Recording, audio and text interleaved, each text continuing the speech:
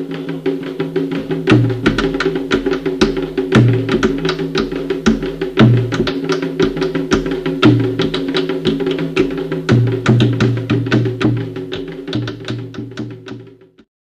a todos e a todas, eu sou o Ganja Sanã, um dos coordenadores aqui do Grupo de Estudos Braulio Goffman. E como não poderia deixar de ser, nós estamos tentando levar ao povo de Axé uma discussão qualificada acerca das eleições municipais do Rio de Janeiro, principalmente com os candidatos que nós achamos que são representativos dos nossos interesses, das nossas pautas e das nossas lutas. E nesse caminho, estou aqui com o Kinga. Como vai? Tudo bem? Tudo bom? Tudo bem. Que ele não é de terreiro, né? Sim. Mas o umbigo está... Bem lá na África. Tem lá na África. Quem é o Kinga? Fala pra gente aí a sua história. Vou contar aqui a história do Kinga. O Kinga, na verdade, ele chega aqui no Brasil em 1996. Já são 28 anos vividos aqui no Brasil. O Kinga, quando chega aqui, na verdade, o Kinga vem como estudante convênio. Tem um programa chamado de PEC-G, que o Brasil tem com vários países da África, da América Latina, da América Central também. E esse programa se chama PEC-G, Programa de Estudantes Convênio de Graduação. Então, eu saí do Gabão, um país colonizado pelos franceses, que fica bem, né, na África Central. Eu saí do Gabão, claro, para fazer odontologia aqui na extinta e saudosa Universidade Gama Filho. Então, eu fiz odontologia, eu me formei cirurgião dentista. Lá? Me formei, exatamente. Eu também me formei lá. Oh, olha só, nós temos uma conexão. Formei então lá em 84. Ah, opa, eu me formei em odontologia em 2000. Né, porque eu cheguei em 96, na época eram 4 anos, me formei em 2000, né, cirurgião dentista. E depois eu fiz bucomaxilo no Hospital dos Servidores. Né, 2 anos e meio, não cheguei a concluir, devido a alguma coisa que aconteceu lá com a chefia de bucomaxilo. Então, eu acabei não concluindo 3 anos de bucomaxilo. Mas eu era apaixonado pela farmácia quando eu saí do Gabão. Por isso, eu vou fazer farmácia, porque na época que eu vim, não tinha farmácia na Gama Filho. A farmácia abriu-se em 2006. Sim. E aí eu vou entrar, não vou me inscrever, vou fazer farmácia também. Eu sou formado em farmácia. Então, sou farmacêutico, além de cirurgião dentista. E foi na farmácia que a minha vida acadêmica vai começar de fato. Porque o meu professor, eu fui 3 vezes monitor de farmacologia dele. Ele gostou muito de mim, acabou me levando para a UERJ para fazer iniciação científica. Ali, vou fazer iniciação científica na UERJ, também mestrado e doutorado. Olha. E foi depois do mestrado que ele me chama, o mesmo professor Marcos Ferraz, né? Ele vai me chamar para também fazer parte do quadro dos professores de farmacologia. E assim, então, legal. Eu vou dar aula de farmacologia, né, para medicina, odontologia, farmácia, enfermagem, fisioterapia também, se não me engano. Vou dar aula de 2008 até 2014, até a extinção dessa grande universidade que nós tínhamos aqui, né, no Brasil, né? E aí, quando eu termino, na verdade, eu tenho a minha história tem 2 coisas interessantes. Porque quando eu termino o mestrado, em 2008 também eu tinha um concurso para o INPI, o Instituto Nacional da Propriedade Industrial. Eu vou fazer esse concurso e eu vou ser aceito, porque eu vou passar. Só que no dia que eu fui para assumir, não podia assumir. Eu ainda não era naturalizado. Só que, olha que coisa interessante, o Ganja Sanã. Só que no edital dizia que o estrangeiro com carteira de permanência podia. E eu até entrei na justiça, ganhei, né? E em 2014 vai ter mais uma vez, o INPI vai abrir um concurso para examinador de patentes. Lá vou eu, faço novamente e passo novamente. E aí, claro, já naturalizado. Aí foi efetivado. Já naturalizado, fui efetivado em 2017. Então, desde 2017, eu sou o cargo, na verdade, chamado de pesquisador em propriedade industrial ou examinador de patente no INPI, na divisão de farmácia. Atualmente, eu estou fazendo Direito, estou no 9º período de Direito na Universidade Cândido Mendes. Que beleza. Mas eu tenho uma pergunta para fazer. Vamos lá. Você não tem nada a ver com a cargo de vereador, nem com dentista. São as patentes dos medicamentos. Ah, isso aí. Você está por dentro disso? Mas eu sou examinador de patente. Como é que está funcionando isso? Eu vou lhe explicar por quê. Tá. Eu tive um enteado meu, fui casado com uma mulher, ela tinha um filho que era transplantado. Sim. E eles tomavam lá uns imunossupressores, que eram feitos na Índia. E tinha um imbróglio de que toda vez que essa patente ia vencer, lá os tais 10 anos, não é isso? 20 anos. 20 anos? Não, ela falava 10. Não importa. Quando ia vencer esse registro, eles arrumavam um jeito de mudar alguma coisinha na fórmula e o remédio entrava, e é um remédio muito caro, e era uma quantidade considerável de pessoas que ficavam por conta disso. Em função do alto valor, evidentemente, volta e meia faltava o remédio, vinha o remédio, enfim, e as pessoas tinham essa insegurança. Como é que está funcionando isso?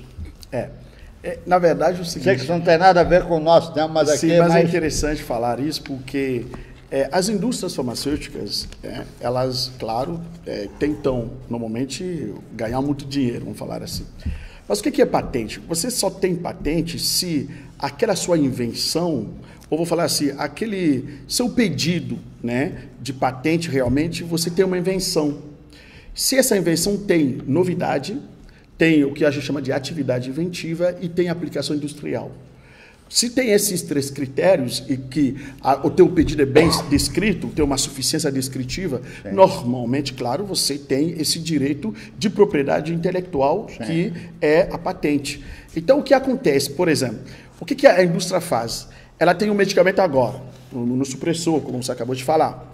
E ela sabe, por exemplo, que daqui, sei lá, ela tem 20 anos, a patente de invenção, ela tem 20 anos, tá, de, vamos dizer assim, de validade. E durante esses 20 anos, quando chegar no 20º ano, a partir da data de depósito, o que as indústrias normalmente fazem? Modifica a molécula.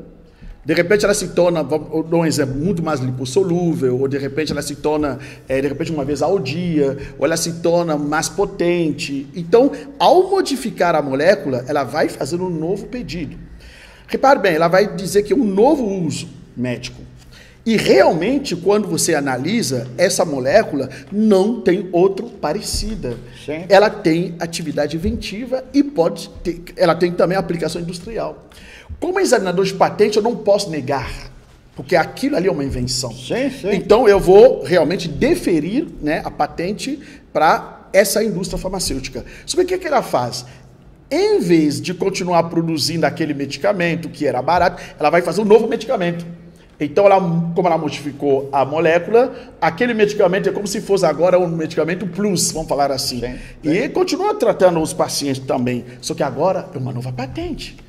Agora, nós temos no Brasil a lei de propriedade industrial que permite que o próprio Estado brasileiro possa fazer o que nós chamamos de quebra de patente, né? Que é, na verdade, vamos dizer assim, uma coisa compulsória que está dentro da lei de propriedade industrial.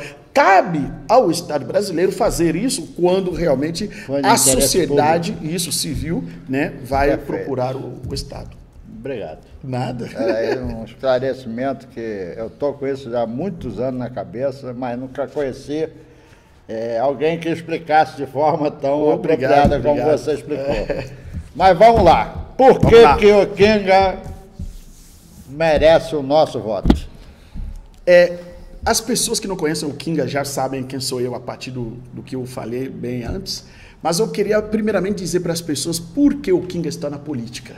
E aí eu vou dizer o porquê que o Kinga merece, certamente os votos de vocês.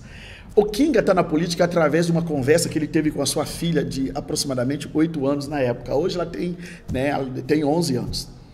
Ela acabara de estudar escravidão. Só que a minha filha é muito apaixonada pelo pai, né? Eu tô me gabando aqui, mas é verdade. Claro que eu venho do Gabão, né? Mas eu não estou me gabando aqui, mas é verdade. Né? Ela é apaixonada pelo pai, é a minha primogênita. Eu tenho um casal de filhos, a Sophie, né? Que é sabedoria, e o Bento, que é abençoado. Ele hoje tem 8 anos. Então ela, quando vem da escola com a mãe, não estava olhando nos meus olhos.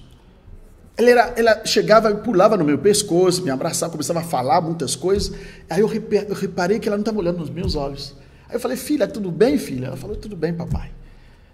Mas ela não olhava nos meus olhos. Aí eu falei, não, estou meio incomodado. Aí eu fui fazendo perguntas. Você brigou com as amigas na escola? Ela falou que não. Aí chegou o momento que eu perguntei para ela, o que a tia deu para vocês na escola? Aí ela me falou, nós estudamos escravidão, papai. Aí eu percebi o que era isso. Aí eu falei para ela, filha, fala para o papai o que você aprendeu, o papai quer saber. Ela foi falando, só que eu senti que ali, ao terminar, eu percebi que ela não me disse o que era o povo negro antes da escravidão. Aí então eu vou falar para ela, mas a tia não explicou para vocês o que era o povo negro antes da escravidão? Ela disse, não, papai. Aí eu falei, então o papai vai te explicar. E aí eu comecei a ensinar para ela que o povo negro lá no Egito de Kemet, fui mostrando para ela, eu disse para ela sobre os reinos africanos, aí eu cheguei na escravidão e nos dias atuais. Ela reteve uma coisa, ela me pergunta então, papai, quer dizer que eu posso ser descendente de rainha? Eu falei, não, você não pode ser, você é uma descendente de rainha, você é uma princesa, filha. Ela me dá um abraço forte. É ali que a minha vida muda, porque eu, como cientista, eu odiava a política, totalmente. Eu não gostava de política, nem de partido político. E aí, quando, naquele momento, eu percebo que eu ensinei, a minha filha, ela entendeu, a pergunta que passou a minha cabeça foi, e as amigas dela? E os colegas dela de turma? Quando olharam para o papai, não vão saber dessa história. E aí eu vou decidir, então, vir à política. E quando vem para a política, a minha primeira proposta era, eu tenho que fazer o povo, de repente, o sistema educacional brasileiro, ter um estudo da história da África e também da história da cultura afro-brasileira. Até então eu não sabia que existia a lei 10.639 de 2003. Foi ali que eu descobri que havia essa lei. E aí eu comecei a ficar feliz.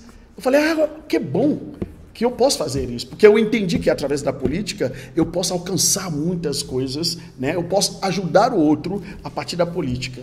E foi assim que então eu vou decidir me tornar um político.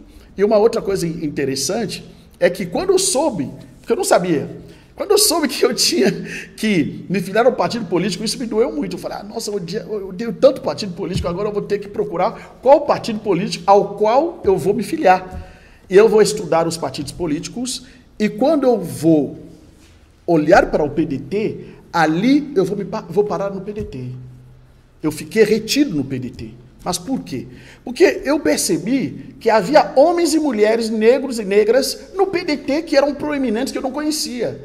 Foi ali que eu conheci o professor Abdias Nascimento, que foi o primeiro negro autodeclarado, primeiro senador negro autodeclarado, né, que é do PDT, que eu conheci na época também a Lélia Gonzalez, a professora Lélia Gonzalez, né, saudosa e professora Lélia Gonzalez, que eu não conhecia.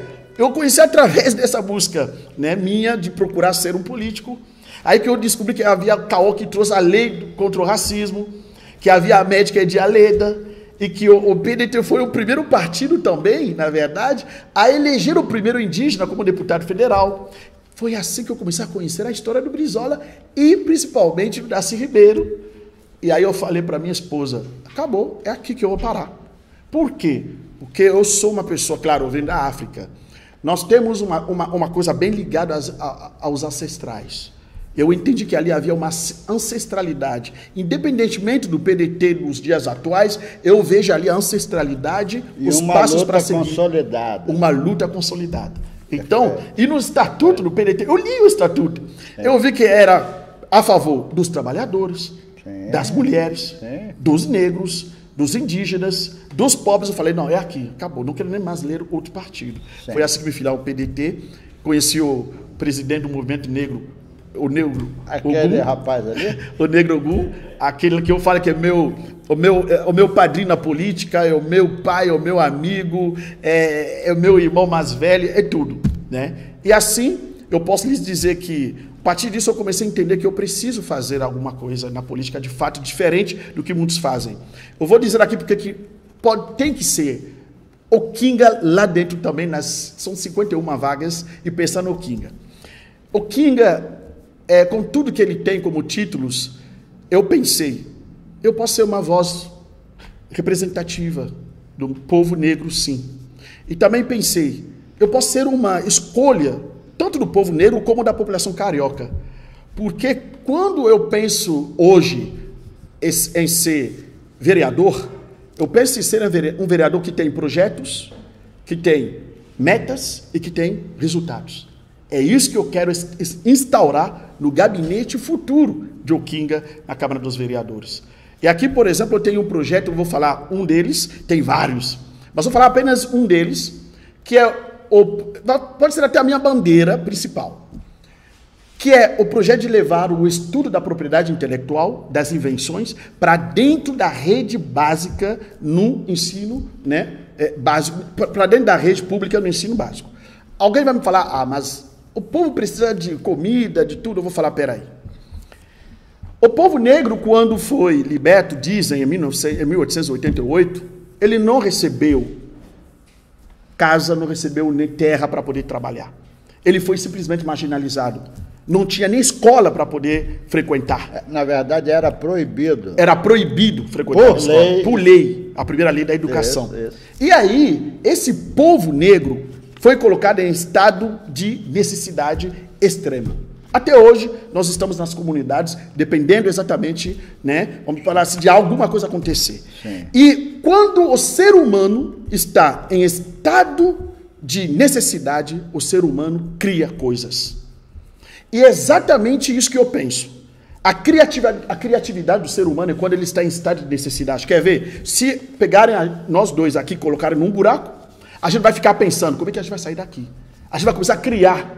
Sim. E aí eu penso o seguinte, que o negro que está hoje marginalizado, se eu levar o estudo da propriedade industrial, das invenções, para a rede, para o ensino básico, para a rede pública, que é muito mais frequente mesmo, a rede pública, é o negro, é o pobre que está marginalizado. Sim. E ele, com certeza, tem a criatividade aguçada. E certamente daqui 5, 10 anos nós teremos muitos inventores que vêm exatamente desse povo. É assim a China faz, assim a Coreia do Sul faz, assim a Índia faz, os Estados Unidos, no Japão, eles estudam exatamente a propriedade intelectual desde o jardim de infância. Mas eu quero levar para o ensino básico e para a rede pública, aqui no município. Esse é um grande projeto que eu tenho, que eu acho que vai levar. E eu vou até aproveitar, eu falei que era só um, só para pegar mais tempo, e falar de um dos projetos que eu acho que é interessante. Hoje, nós temos uma lei que obriga a ter assistentes sociais e tem também psicólogos nas escolas públicas. Nós não estamos tendo. Sim. Eu quero fazer cumprir essa lei. Porque tem uma juventude que está morrendo por causa da saúde mental simplesmente prejudicada.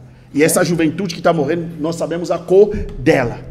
E são as estatísticas que dizem. Sim, e precisamos desses agentes de educação e de saúde. Sim. E outro projeto que eu acho maravilhoso também, que nós temos, que eu tenho aqui, tem que aumentar o número de mediadores pedagógicos para as crianças autistas. E treinar esses mediadores. E temos que diminuir, ou seja, ter um tempo limite, tipo 6 dias úteis, para que o laudo neuropsiquiátrico dessas crianças possa sair. E assim a gente vai, além de atender essas crianças, nós vamos atender também as outras crianças que estão na mesma sala do que aquela criança típica. Tem um dado, por conta desse meu enteado, que eu até gosto muito, o Kaique, eu entrei em contato com essa realidade, que é um negócio muito doido. E aí eu descobri o seguinte, que o transplante do fígado não garante ao transplantado o benefício do LOAS. Ele mesmo depois de transplantado tem que lutar muito para conseguir, enfim. Alguns até não conseguem. Mas quando ele está na fase do pré-transplante, ou seja, ele já está doente, enfrentando todas as dificuldades possíveis, porque os hospitais não são necessariamente perto de onde eles vivem, então o transporte, alimentação especial e tudo isso, eles não têm direito ao benefício. Uma falha. Se ele já está diagnosticado como necessitado de um transplante, por que ele não tem direito ao benefício? Ou alguém vai fingir que está mal do fígado? É um erro realmente. Entende? E é o momento que ele mais precisa, porque todo momento ele está sendo internado, toda hora ele tem consulta, toda hora ele precisa se locomover, ele não tem nem o vale transporte que garanta a ele a ida ao hospital. Mas já não diagnosticou? Entende? Parece uma bobagem, mas para quem vive esse tipo de coisa não é. Não é bobagem. Não é. Jussanão, você acabou de falar uma coisa interessante. Eu estava pensando até na doença de Crohn, é a mesma coisa que você acabou de falar. A doença de Crohn, por exemplo, ela também não tem os mesmos benefícios, por exemplo, do que outras doenças. E a doença de Crohn é muito incapacitante. A pessoa que tem a doença de Crohn, quando ela está numa crise, ela tem que ter um banheiro em algum lugar perto dela. Ela não consegue trabalhar. Só que o Estado não entende assim. E a mesma coisa que eu acabou de falar aqui. Uma pessoa que está no preparo para o transplante já está diagnosticado que está com esse problema. Então o Estado tem que amparar essa pessoa. Eu fico feliz de ouvir isso, porque isso pode entrar dentro dos meus projetos da saúde, né, pública, né, aqui, quando vocês me elegerem como vereador. Eu acho que isso realmente é muito interessante, incluir dentro do projeto. Perfeito. Isso aqui é interessante que você tem na mão, que eu pensei, isso eu acho que ninguém nunca pensou, porque eu até pesquisei. Aqui atrás, eu coloquei 3 vezes mais banheiros químicos para mulheres. Porque eu sempre reparei que em shows, em tudo, a gente percebe que a fila de mulheres é maior do que a de homens. E eu vou ao banheiro químico e espero a minha esposa aí umas 10 minutos, 15 minutos. E a fila não acaba. Eu falei, não, tem que ter alguma coisa. E essa lei exatamente, esse projeto, essa proposta é para, quem sabe, poder cutucar um pouco a prefeitura. Sei que é uma proposta que pode... Tem que ser 3 vezes mais banheiros químicos para as mulheres. Eu acho isso muito importante. Eu acho que você traz uma discussão daquilo que a gente precisa, que são cuidar dessas pequenas coisas. Exatamente. Que faz a diferença. Por que uma cidade como o Rio de Janeiro não tem ainda nas escolas públicas uma matéria sobre educação no trânsito? Não tem. Sobre a questão da educação sexual. Qual é o tabu? Alguém nasceu de disco voador? É muito interessante. Todo mundo nasceu da forma igual. Ou alguém acha que ainda para um adolescente isso é segredo? Não é. Por que não se ensina isso? Eu vou falar uma coisa, Ogan, Jussanã, é que eu acho que as pessoas que tomam as decisões, os tomadores de decisões, né, não olham para... Na verdade, não perguntam para a sociedade civil organizada. Porque essa mesma pergunta é a mesma que a gente sempre faz. Existe uma lei que obriga a ensinar a história e a cultura afro-brasileira nas escolas. Ela não é... tem algumas escolas fazem, mas não é homogêneo. Sim. Cada um faz de um jeito, tinha que ser padronizado. Sim. E é isso que a gente entende também na educação sexual. Sim. Então, nós precisamos realmente que várias disciplinas importantes para o desenvolvimento das crianças, do ser humano aqui no Brasil, do brasileiro em si, né? Possam realmente ser, vamos falar assim, efetivas nas escolas. Por exemplo, aqui eu estou trazendo o estudo da propriedade industrial, da propriedade intelectual, que é feito exatamente nos países que hoje, estamos aqui, ó, microfone, celular, relógio, tudo vem de onde? Quase que num único país, a China. Ah, mas o que a China tem de tão assim excepcional? É porque as crianças estudam isso desde lá embaixo. Investimento em tecnologia e principalmente na educação. E o que você acaba de falar, que eu acho que é importante a gente levar para o município. Ensino básico. É isso. Interessante. E tem espaço para tudo isso. E à medida que você expõe as crianças a esse tipo de condição, de situação, elas respondem a isso. Exatamente. O próprio esporte está aí, para Olimpíadas. Por que o Brasil não investe de forma pesada no esporte? É verdade. Junta a gente, mobiliza as pessoas. Ah, mas o pessoal só quer saber de futebol. Não é bem assim. Não é bem assim. O Brasil apresentou lá um naipe completo de atletas em todas as áreas. Aliás, não teve nem futebol. É verdade. É verdade mesmo, verdade. E por que não se aposta nisso? Enfim. Ô, Kenga. Sim? Gostei muito de conversar com você. Obrigado, Gans. Gostei muito de conhecer. E pé na tábua. Pé na tábua. Posso falar o meu número? Esse número bonito. Você está com pressa para quê? Quem quiser contribuir financeiramente para a sua campanha, como é que faz? Tenho as contas eleitorais, são 3 contas. Eu tenho uma conta de doação, que é o meu CNPJ, e que está normalmente no meu Instagram. Meu Instagram é o Kinga Oficial. O Kinga Oficial.